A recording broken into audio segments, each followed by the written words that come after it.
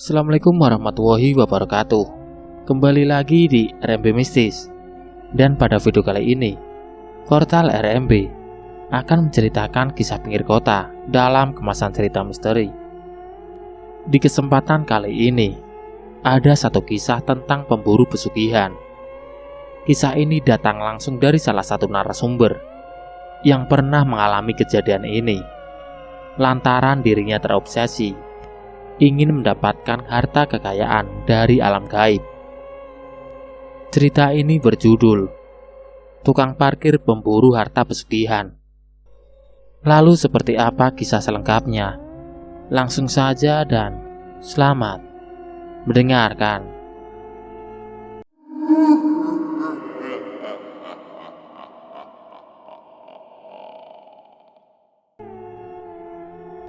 Sebut saja di sini namanya Pak Hendro. Dia ini sudah terobsesi dengan dunia mistis dari muda. Pak Hendro juga sering mendatangi tempat-tempat angker. Jadi bukan hal yang aneh lagi ketika Pak Hendro melihat penampakan sosok-sosok gaib. Setelah menikah di usia dia 25 tahun. Kala itu Pak Hendro mendapatkan istri dari kalangan yang sederhana. Sebut saja Mbak Solis. Setelah menikah, mereka dikaruniai 2 orang anak laki-laki. Pekerjaan Pak Hendro hanya sebatas tukang parkir, namun setidaknya bisa mencukupi kebutuhan sehari-harinya. Tetapi, karena ia sudah dikaruniai 2 orang anak, kebutuhannya pun semakin besar. Pak Hendro dipaksakan untuk bisa mencukupi kebutuhan keluarganya. Sebagai tukang parkir sebenarnya sangat-sangat cukup. Namun penghasilan yang seharusnya digunakan untuk kebutuhan keluarganya digunakan untuk hal-hal yang berkaitan dengan ritual-ritual mistis. Setelah menikah pun, Pak Hendro tetap mendatangi tempat-tempat angker. Nah, satu ketika ada sebuah informasi terkait dengan harta karun atau harta gaib. Pak Hendro dengan sengaja mendatangi seorang yang terbilang sakti, yaitu seorang dukun. Sebut saja Mbah Darkum. Lewat sang dukun inilah, Pak Hendro meminta bantuan bagaimana caranya untuk bisa menarik harta gaib di tempat keramat itu. Mbah Darkum pun menjelaskan, kalau kamu ingin mendapatkan harta gaib itu, kamu harus ritual di situ. Kamu ritual di situ dan kamu akan mendapatkan petunjuk. Apakah di situ ada atau tidaknya harta gaib? Setelah mendapatkan penjelasan dari sang dukun itu, Pak Hendro pun tidak banyak tanya. Dia langsung mendatangi tempat keramat itu untuk melakukan ritual agar dia mendapatkan petunjuk. Ritual yang dilakukan oleh Pak Hendro inilah awal mulanya sebuah kisah tentang pemburu pesugihan. Faktor utama yang mendasari Pak Hendro ingin mendapatkan harta karun itu, yaitu karena dia terobsesi menjadi orang kaya. Nah, dengan ritual itu, ia berharap bisa mendapatkan harta yang banyak untuk kebutuhan keluarga, agar keluarganya ini bisa hidup makmur. Pak Hendro memang benar-benar ingin menjadi orang kaya, tanpa harus susah payah bekerja, tapi bukan melakukan pesugihan, melainkan memburu harta gaib, yang mungkin konsekuensinya ia akan didatangi sosok siluman, yang merupakan penunggu harta tersebut. Nah, ritual pertamanya ini, dengan bantuan dari sang dukun, Pak Hendro membaca segala apa yang dia ketahui dari mantra-mantra yang dia pelajari untuk bisa membuka tabir gaib yang mungkin hanya bisa dimasuki oleh orang-orang tertentu. Pak Hendro dengan mudah masuk ke alam dimensi lain. Di alam gaib, dia mendapatkan sebuah petunjuk bahwa di hadapannya ini benar-benar ada tumpukan emas berlian yang begitu banyak. Tapi di situ dia harus berhadapan dengan banyaknya penjaga yang harus dia taklukkan. Dan Pak Hendro pun keluar lagi tanpa harus melakukan pertarungan gaib. Dia keluar menyampaikan petunjuk tersebut kepada sang dukun. Kamu sudah bisa membuka tabir gaib yang tak lain alam dimensi mereka. Yang mereka jaga itu adalah harta emas berlian yang bisa kamu dapatkan dan kamu wujudkan secara nyata. Tapi ada beberapa syarat dan tahapan yang kamu harus lewati. Terus bagaimana, Mbah? Agar saya bisa mendapatkan harta itu? Untuk itu saya tidak berani bantu. Saya memang mengetahui tempat itu punya kekuatan gaib yang luar biasa. Karena pernah sesekali ada yang datang ke sini meminta bantuan si Mbah untuk mengambil harta tersebut, yang membuat si Mbah pun harus merasakan dampaknya. Kamu ingin tahu ceritanya, Hendro? Iya, Mbah. Bagaimana? Sebut saja namanya Cipto. Jadi Cipto ini pernah datang ke si Mbah. Dia lebih ahli daripada kamu. Saya tahu karakternya. Dan juga dia bukan dari perguruan biasa. Cipto meminta sama si Mbah untuk mengantar ke tempat itu. Setelah si Mbah antar, dengan mudahnya dia membuka pagar gaib. Dan saat itu pun Mbah bisa melihat banyaknya harta emas, seperti yang baru saja kamu lihat. Tapi dengan nafsunya dia ingin menguasai emas berlian yang dijaga para prajurit kerajaan siluman tersebut. Dia harus melawan semuanya. Pada pertarungan malam pertama bisa dilakukan dengan mudah oleh Cipto. Ya, walaupun dia harus merelakan dirinya masuk ke alam gaib dan tak bisa pulang untuk beberapa hari. Dalam pertarungannya di alam gaib, dia berusaha dengan apa yang dia miliki, dengan apa yang dia yakini. 3 malam pertama itu mudah dia taklukkan, tapi tidak selesai di situ saja. Dia sempat keluar dan ternyata setiap tahapan itu penjaganya berbeda-beda.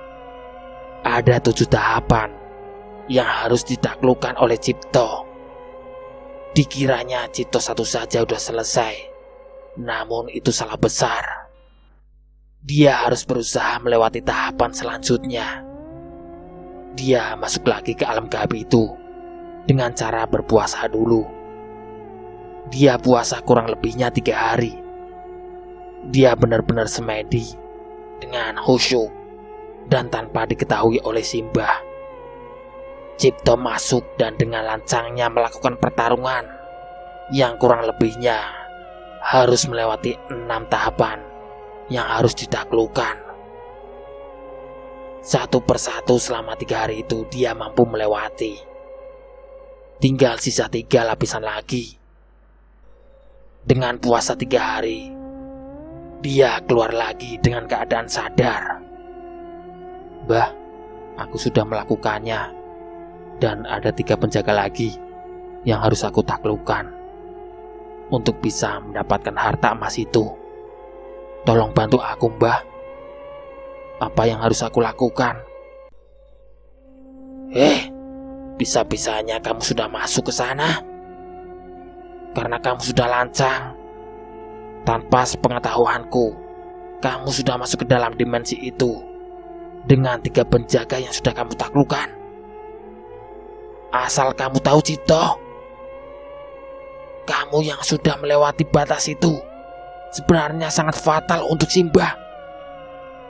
Ketika kamu sedang bertarung di alam gaib, si Mbah ini kedatangan sang raja yang menginginkan jangan kau bantu Cipto. Jangan kau bantu manusia itu. Dia serakah dan dia hanya akan memanfaatkan kamu. Karena itulah badanku sakit semua. Aku tidak akan membantumu lagi karena kamu sudah lancang. Teruskan sendiri. Aku tidak akan bantu. Loh, kenapa, Mbah? Tanya Pak Hendro. Karena setelah dia masuk tanpa sepengetahuanku, sang raja mendatangiku dan dia mengancam akan membunuh seluruh keturunanku. Semua terserah kamu. Kalau kamu mampu ambil ya syukur. Tapi kalau kamu tidak mampu, jangan salahkan Simbah. Simbah tidak bisa membantumu karena Simbah masih ingin menikmati hidup dengan garis keturunanku. Pak Hendro yang mendengar cerita itu pun hanya menganggukkan kepala. Lalu Simbah melanjutkan ceritanya. Cipto pun memutuskan untuk berpuasa kurang lebihnya hampir 7 hari.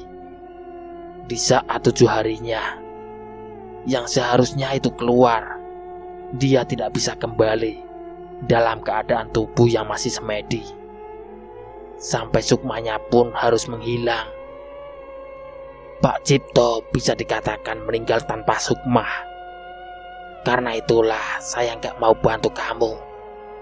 Kamu bisa mendapatkan apa yang barusan menjadikan petunjuk kamu.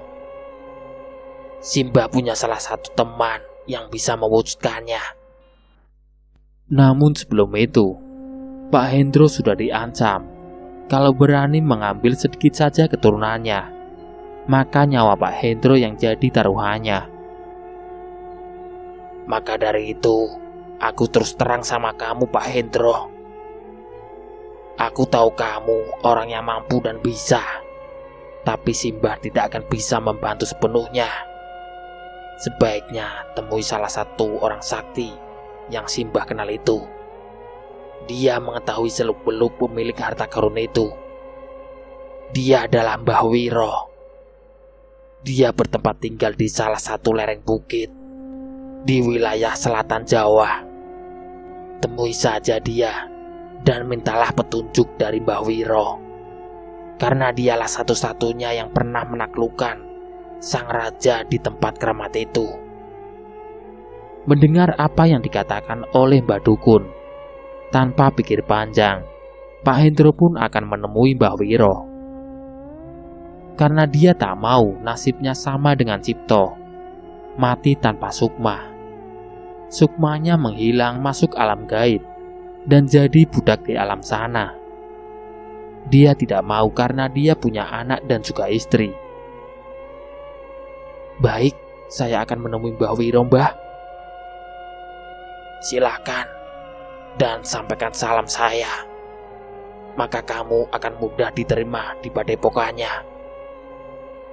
Setelah mendapatkan saran dari Mbah Dukun, Pak Hendro pun lebih giat lagi kerjanya. Dia juga sedikit demi sedikit mengumpulkan pundi-pundi rupiah untuk bisa berangkat menemui Mbah Wiro, seorang dukun sakti yang sudah menaklukkan tempat keramat tersebut.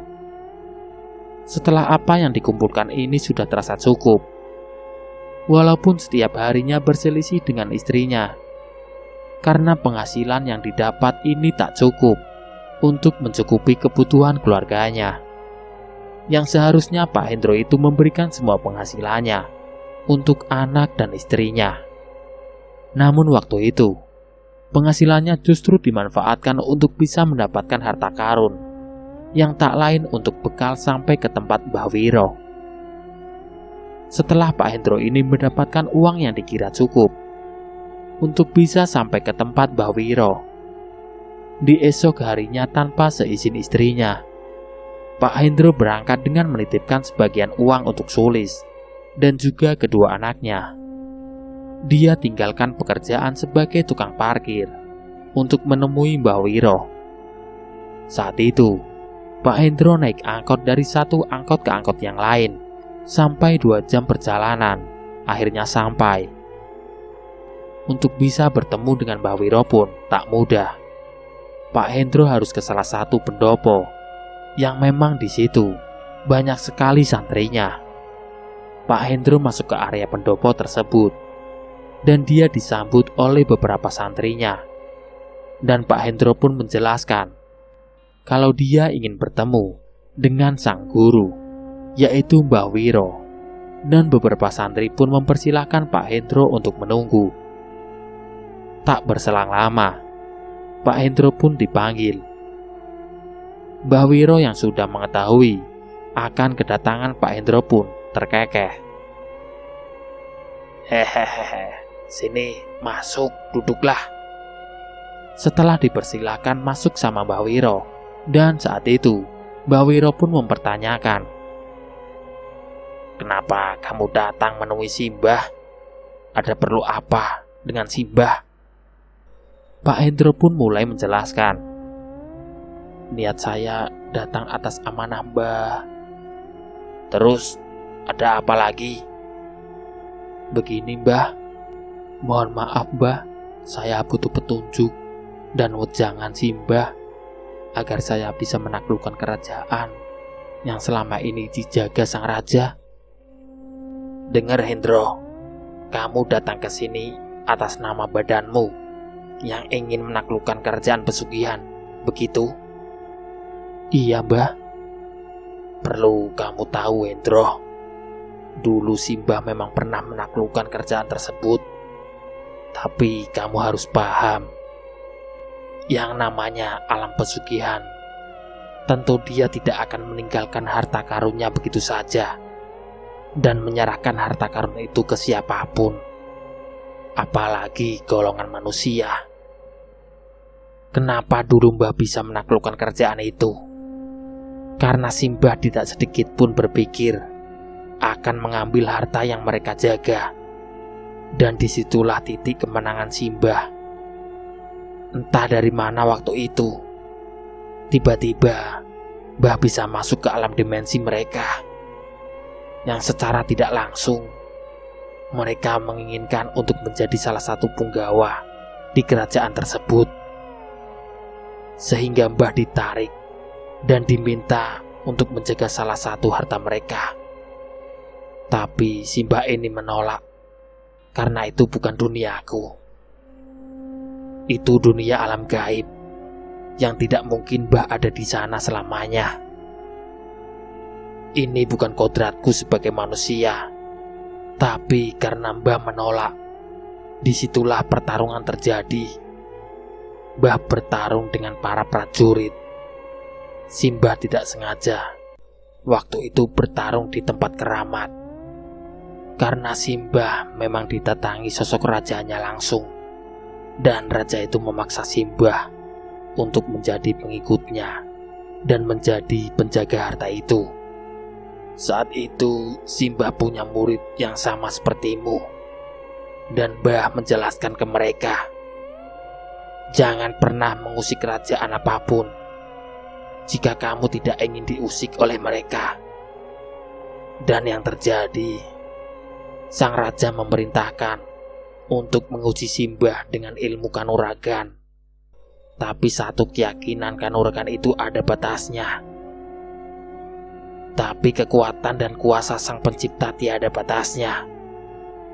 Dengan keyakinan dan keimanan bahwa sosok gaib yang merupakan makhluk ciptaan Gusti Allah, tidak ada yang tidak mungkin bahwa mereka bisa ditaklukkan. Kuncinya satu, keimanan dan keyakinan.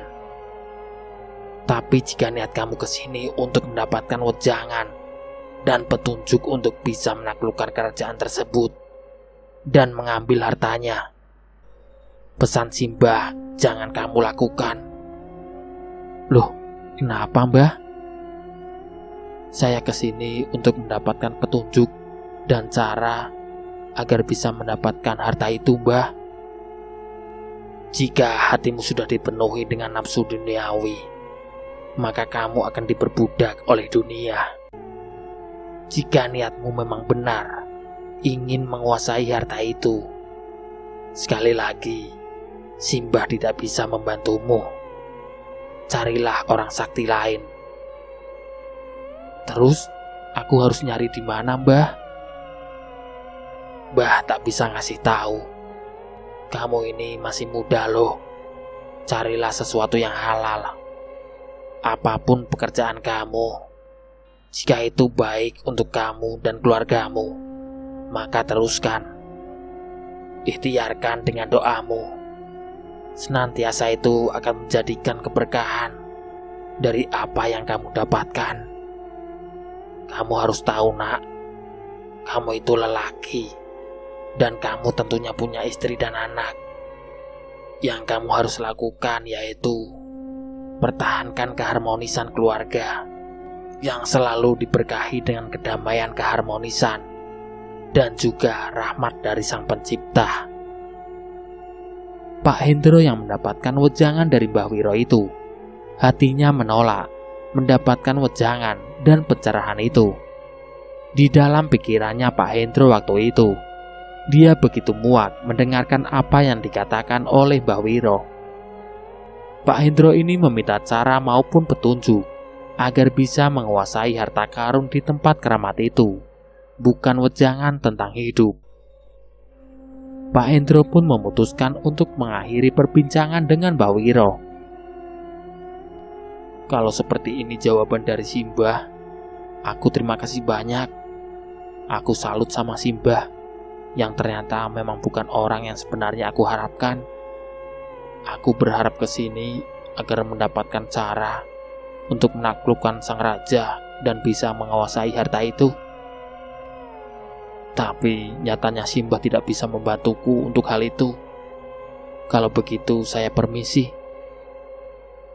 Silahkan, tapi pesan Simbah, jangan pernah terbuai hawa nafsu dunia lewat harta gaib ya. Iya Mbah. Assalamualaikum. Waalaikumsalam.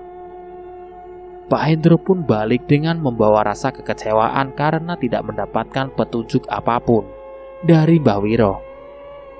Justru yang didapat sebuah wejangan untuk membina keluarganya. Pak Hendro pun balik menemui Mbah Darkum. Di mana Hendro? Apakah kamu sudah ketemu Mbah Wiro? Sudah Mbah, tapi beliau tidak mau membantuku. Dia justru memberikan wejangan tentang hidup. Aku ini ingin mendapatkan harta itu, bagaimanapun caranya Mbah. Apa yang dikatakan guruku semua itu benar. Dan kenapa juga Mbah tidak bisa membantumu sepenuhnya? Karena Simbah diminta menjaga tempat ini agar damai dari orang-orang yang ingin mendapatkan harta tersebut. Kalau memang kamu mau jadi pengikutnya silakan. Tapi semua itu sudah bukan Mbah lagi yang bantu. Simbah memang kuncen di sini. Tapi siapapun yang berniat untuk mendapatkan pesugihan, Simbah selalu menolaknya. Walaupun di sini memang banyak orang-orang yang datang yang tanpa sepengetahuan Simbah, mereka bersekutu di kerajaan itu. Tapi itu urusan mereka, bukan urusan Simbah. Walaupun Simbah kadang tahu, tapi apa daya, orang-orang itu sudah buta akan duniawi. Mereka tetap nekat melakukan ritual-ritual tertentu yang entah dari mana dia bisa melakukannya. Dan banyak yang sukses, dan banyak juga yang sengsara karena tertipu alam gaib. Lagi dan lagi, Pak Hendro justru kembali mendengarkan wejangan dari Mbah Darkum. Dan Mbah Darkum juga tidak mau membantu Pak Hendro untuk bisa mendapatkan harta yang dijaga sang raja pesugihan. Pak Hendro pun akhirnya balik menemui keluarganya. Beberapa hari setelah menemui Mbah Wiro dan juga Mbah Darkum, Pak Hendro harus menelan kekecewaan yang begitu luar biasa. Pak Hendro pun malas untuk bekerja kembali sebagai tukang parkir.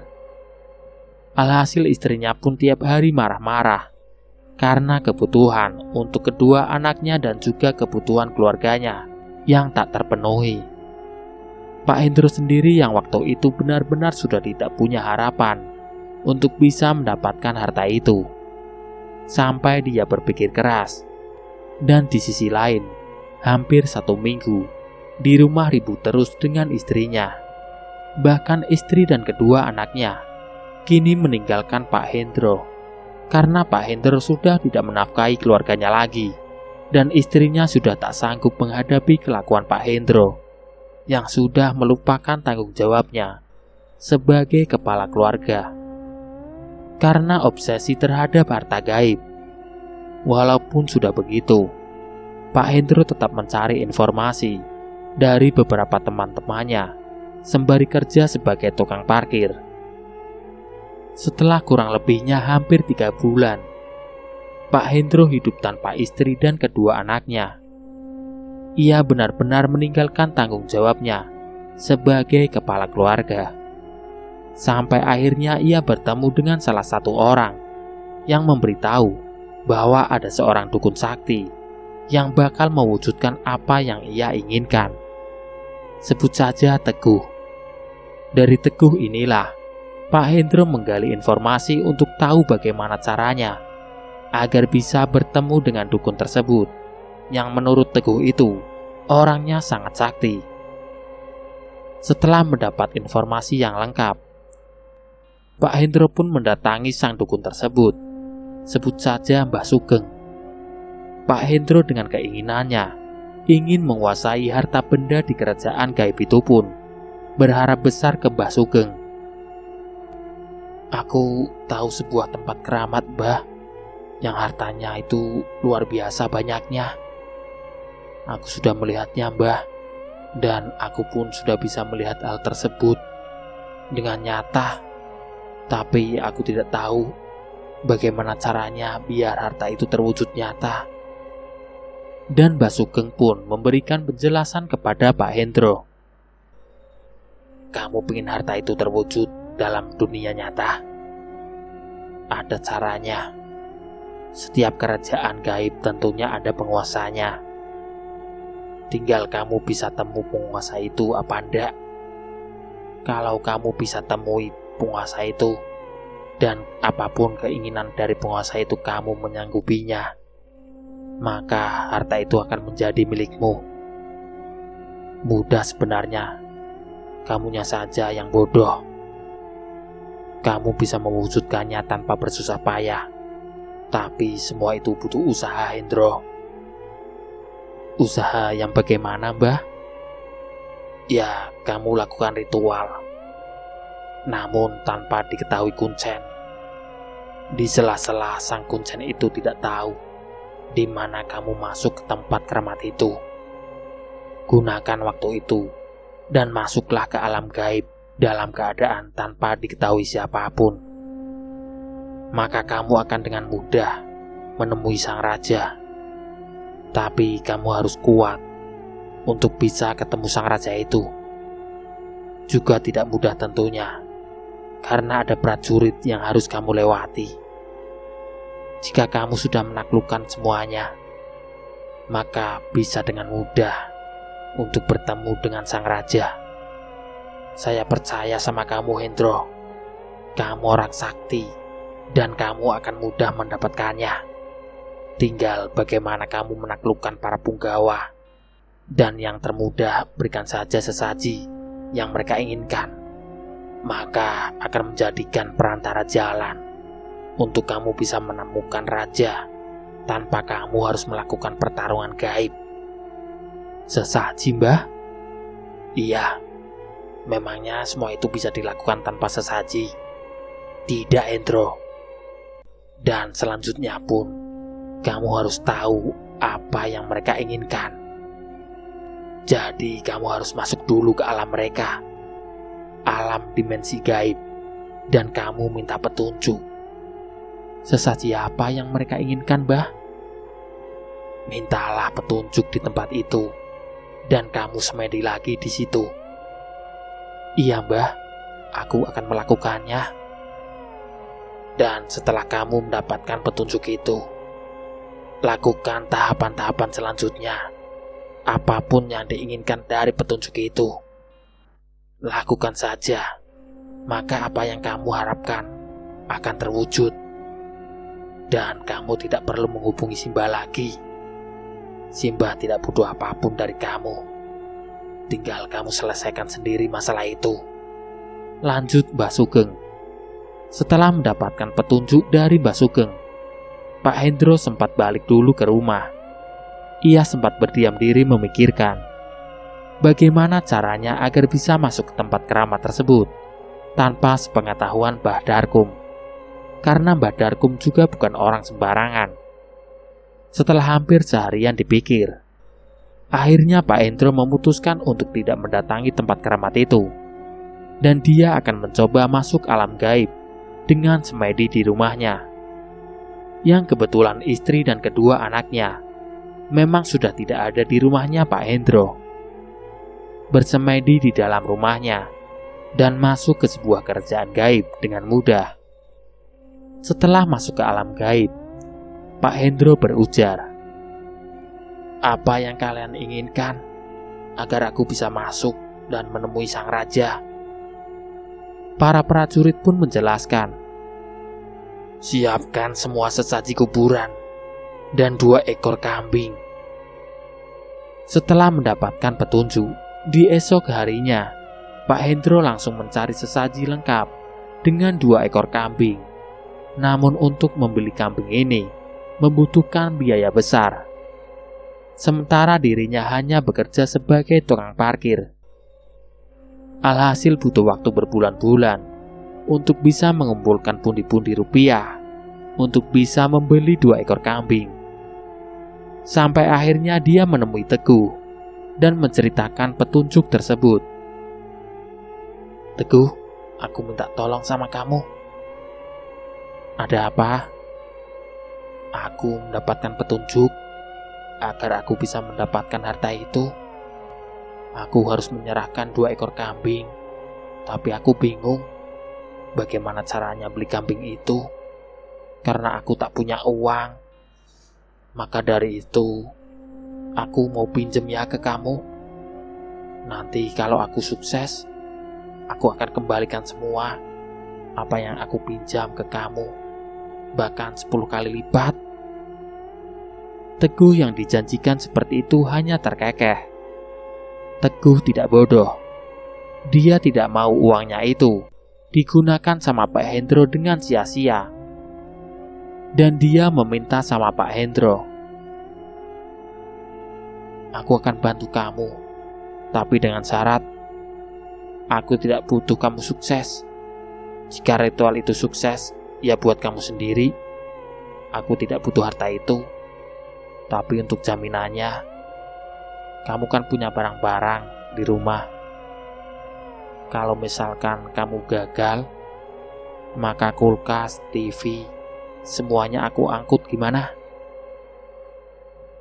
Tanpa pikir panjang, "Ya udahlah, nggak apa-apa. Soalnya istri dan anak-anak nggak ada di rumah juga." Setelah Pak Teguh ini meminta jaminan yang disepakati oleh Pak Hendro, Pak Hendro pun mengiyakan syarat tersebut, dan Pak Teguh pun memberikan sejumlah uang untuk bisa membeli 2 ekor kambing. Tapi Pak Hendro meminta lebih. "Aku butuh uang lain lagi untuk bisa membeli syarat sesaji." "Ya udah nih, tak tambahin." Setelah semua yang diperlukan ini sudah didapatkan, 2 ekor kambing itu taruh di kandang tetangga. Sementara sesajinya dia bawa tanpa sepengetahuan Mbah Darkum. Di gelapnya malam, sekitar jam 12:30 dini hari, dia masuk menuju ke tempat keramat dengan sesaji yang sangat lengkap. Setelah Pak Hendro menyiapkan semua sesajinya, dan dia mulai semedi tanpa sepengetahuan dari Mbah Darkum, dia ditemui para prajurit kerajaan tersebut dan dipersilahkan masuk. "Silahkan masuk." Diantar sampai ke singgasana yang tak lain menghadap sang raja di kerajaan gaib tersebut. Pak Hendro ditanya niat dan masuk tujuannya. "Apa yang kamu inginkan di kerajaanku?" "Aku ingin harta emas yang engkau miliki, Raja." "Aku akan berikan, tapi serahkan 2 ekor kambing untukku. Nanti aku akan menyerahkan hartaku." "Aku sudah siapkan, Sang Raja." "Baiklah, setelah kamu keluar dari sini, potong kedua kambing tersebut, dan kamu bawa darahnya ke tempatku. Maka kamu akan bisa mengambil harta itu." "Darahnya saja?" "Iya, kembalilah." Setelah berkomunikasi dengan sang raja, Pak Hendro keluar dengan dikawal oleh para prajuritnya. Ia pun kembali ke dunia nyata dan tersadar dari semedinya. Pak Hendro pun langsung kembali ke rumah sekitar jam 4 dini hari. Dia mengetuk rumah tetangganya yang merupakan pemilik kandang kambing, yang dimana kambing milik Pak Hendro dititipkan di sana. Sebelum subuh itu, Pak Hendro meminta sama si pemilik kandang untuk mengeluarkan 2 ekor kambing yang dimiliki oleh Pak Hendro, dan si pemilik kandang pun tidak keberatan, dan orang itu sempat menanyakan, "Untuk apa pagi-pagi kayak gini dikeluarkan?" "Saya ada perlu, Pak, dan kambing ini harus saya bawa ke kota. Makanya pagi-pagi ini harus sampai ke pasar." Itu alasan dari Pak Hendro, dan si tetangganya pun sempat menanyakan lagi, "Sekarang usahanya ganti ya, Pak? Jadi juragan kambing?" "Ya begitulah, Pak. Lagi coba cari usaha yang lain." 2 ekor kambing pun dikeluarkan dan dibawa ke dalam rumahnya. Kambing itu kakinya diikat satu persatu. Setelah kedua kambing itu sudah diikat, Pak Hendro ambil golok lalu mengasahnya. Saat mengasah golok, terdengar azan subuh dari masjid terdekat. Pak Hendro pun berhenti sebentar sembari menunggu azan selesai. Di sela-sela azan berkumandang, tiba-tiba bayangan wajah sang anak muncul di pikirannya. Setelah azan itu selesai, Pak Hendro kembali mengasah sampai benar-benar tajam, dan ketika golok itu dilihat, wajah sang anak tiba-tiba muncul. Kemunculan wajah anaknya ini benar-benar tidak wajar. Pak Hendro yang juga ahli kebatinan, ia langsung semedi. Namun sebelum itu, Pak Hendro sempat ambil air wudhu. Kemudian dia masuk ke dalam kamar dan segera bersemedi. Dalam semedinya dia ketemu dengan sang raja. "Serahkan 2 anakmu secepatnya, maka kamu akan bisa mengambil harta itu, dan aku akan serahkan harta itu di rumahmu sekarang juga."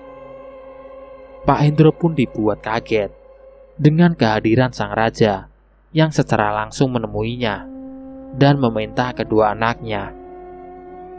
"Aku tidak mau kalau aku menyerahkan kedua anakku. Aku tidak akan membunuh kedua anakku sendiri." Saat itu juga Pak Hendro langsung menutup meditasinya. Dia keluar dari alam gaib dan kembali di alam nyata, sampai Pak Hendro mengucapkan istighfar beberapa kali. "Apa yang barusan aku lihat ternyata benar, dan apa yang dikatakan Mbah Sugeng semuanya benar. Sang raja akan mengabulkan semua permintaannya, asal permintaan sang raja dipenuhi." "Edan, yo ndak mungkin aku bunuh anakku. Aku masih waras." Pak Hendro pun dilanda kebingungan. Ia kembali sadar dan langsung melepaskan 2 ekor kambing itu, dan pagi harinya, selepas dia sholat subuh, dia langsung menuju ke rumah istri dan kedua anaknya untuk memastikan kedua anaknya itu baik-baik saja. Sekitar jam setengah 6 pagi, Pak Hendro sampai di rumah mertuanya. Sudah 5 bulan ini Pak Hendro tidak pernah mengunjungi istri dan kedua anaknya. Ketika pintu diketuk dan dibuka oleh sang istri. "Ada apa, Mas? Kenapa sampean ke sini? Apa masih ingat saya dan anak-anak?" Bukan salam yang didapat, tapi sebuah teguran yang sangat keras dan tamparan yang sangat keras. "Aku ingin memastikan kalau anak-anak saya baik-baik saja." "Anak-anak baik-baik saja?" "Aku juga minta maaf karena aku terhasut akan keinginan untuk bisa mendapatkan harta benda yang ada di kerajaan gaib, dan aku mendapatkan petunjuk. Ternyata kedua anak kita yang akan diminta sama Raja Pesugihan Maka dari itu, aku minta tolong sama kamu. Izinkan aku melihat kedua anakku. Yang bener, Mas. Ya udah, masuk. Ketika Pak Hendro ini masuk ke dalam, alhamdulillah, anakku semuanya sehat dan baik-baik saja. Dengan senangnya Pak Hendro langsung memeluk anaknya yang masih tertidur sampai kebangun. Dan sang mertua yang mendengar tangisan pun keluar dari kamar. Loh, Nak Hendro, dari mana saja? Kenapa baru kesini? Hendro yang mendapat pertanyaan tersebut pun langsung meminta maaf kepada mertuanya. Maafin aku ya, Pak, Bu. Sementara sang mertua pun hanya tersenyum karena sudah tahu kalau Pak Hendro ini mempunyai keinginan untuk mendapatkan harta benda dari alam gaib. Ibu bapak sudah tahu semuanya. Sekarang gimana? Sudah dapatkan harta itu? Aku menyesal, Pak, Bu. Harta itu tidak bisa aku dapatkan. Justru kedua anakku ini yang diminta untuk ditukarkan dengan harta itu, tapi aku menolaknya. Jadi kedatangan kamu ke sini ingin memastikan kalau kedua anakmu selamat. Iya, Pak, Bu. Sekarang kamu lihat kedua anakmu baik-baik saja. Iya, alhamdulillah. Sudahlah, apapun sudah terjadi biarlah. Ini sebuah pengalaman hidup untuk kamu. Sekarang pesan bapak dan ibu untuk kamu. Kamu benahi keluarga kamu. Didik Sulis, didik anak-anakmu ke jalan yang benar. Bapak udah terima keadaan kamu dari dulu. Jadi tukang parkir itu udah salah kok. Bapak tidak pernah mempermasalahkan pekerjaan kamu apa. Yang penting halal, berkah untuk keluarga kamu. Kembalilah ke jalan yang benar. Masalah kamu dulu seorang pelaku spiritual itu adalah pengalaman hidup kamu. Jadi itu wawasan dan pengetahuan agar bisa manfaat untuk kedua anak kamu. Iya, Pak, aku minta maaf. Penyesalan dari Pak Hendro yang ditanggapi oleh kedua orang tuanya Mbak Sulis, yang membuat Mbak Sulis pun tidak bisa menolak untuk bisa kembali menerima Pak Hendro. Dan semenjak saat itu, Pak Hendro dan juga kedua anaknya kembali ke rumah yang dulu, dan 2 ekor kambing itu pun diserahkan kembali ke Pak Teguh, dan Pak Teguh pun menerimanya. Alhamdulillah, sekarang Pak Hendro mau menerima keadaan hidup dengan apa adanya. Walaupun hanya sebagai tukang parkir, tapi dengan keikhlasan dan keridoan apa yang diwejangkan oleh Mbak Wiro, itu benar-benar nyata dialami oleh Pak Hendro.